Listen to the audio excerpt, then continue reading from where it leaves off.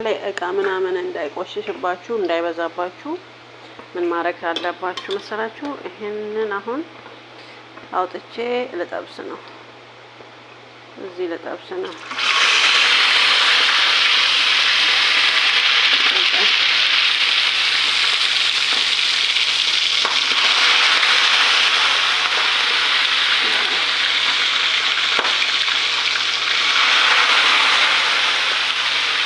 እንደዛ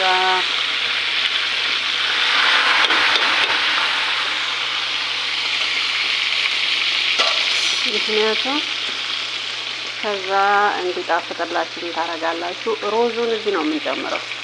ዶሮ እዚህ የተጠበሰች ነው። ሮዙን እዚህ እንጨምራለን ማለት ነው። በዚህ ዶሮ በተቀቀለበት ውሃ ሮዙም እንትኑ ዶሮውም አይበታተንም እናላችኋለሁ።